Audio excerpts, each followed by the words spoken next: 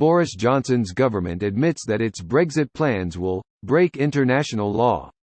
Here's a summary of the article. Boris Johnson's UK government has admitted that its contentious plan to make changes to the Brexit protocol for Northern Ireland would be in breach of international law. In an extraordinary exchange in the House of Commons on Tuesday afternoon, Brandon Lewis, the UK's Secretary of State for Northern Ireland, said the plan does break international law in a very specific and limited way.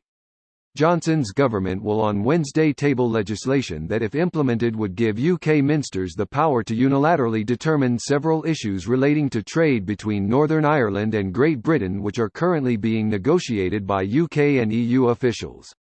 In practice, they will give UK ministers the power to decide what goods are at risk of entering the EU, waive export declarations on goods heading from Northern Ireland to Great Britain, and pick and choose when to inform Brussels of state aid decisions that affect the Northern Ireland goods market. On Tuesday, Lewis appeared to confirm claims that UK government was planning to break international law. Labour's Shadow Secretary of State for Northern Ireland Louise Hay said it is absolutely astonishing that the Secretary of State for Northern Ireland has confirmed the government will be in breach of international law by undermining the Northern Ireland Protocol.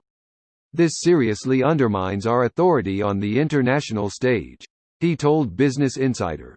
People in Northern Ireland already knew Johnson's government had little more than contempt for them but for a Northern Ireland secretary to brazenly state on the floor of the House of Commons that the UK will break international legal obligations designed to protect Northern Ireland society as a new low. This post received a score of 14,000, with an upvote ratio of 95%. Here are the top comments in response to this article. The secret ingredient is crime. But Hans, you love crack. Kicking everything from the PCP to the lattes, going straight edge. Doctor's orders. You got any olives? I've gone fucking mental for olives. We've got salt. Not gonna go neck and salt. In a very specific and limited way. What an ingenious way to spell. We know exactly what law we are breaking and how. There is absolutely no ambiguity or room for interpretation. Is there a way to break an international law in a very specific unlimited way?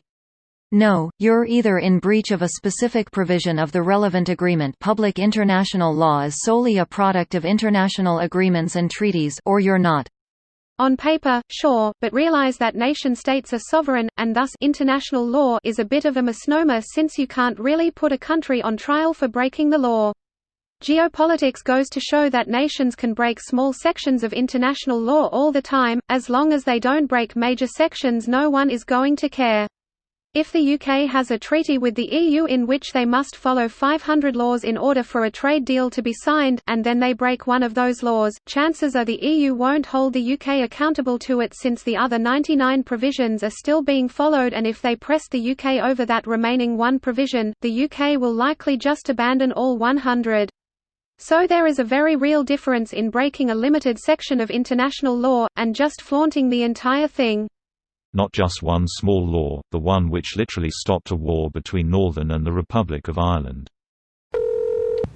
Wow, who could have possibly imagined a Leave vote would result in a fiasco? But what about the chaos with Ed Miliband who can't eat a sandwich normally? Country crumbles and burns Brexiters, probably. This is my grandma's actual logic. You tell her, look at how awful things have been with this government, and the answer is, think of how bad it would be under Corbyn. You can't change the elderly. That's been the only real play in the right-wing playbook.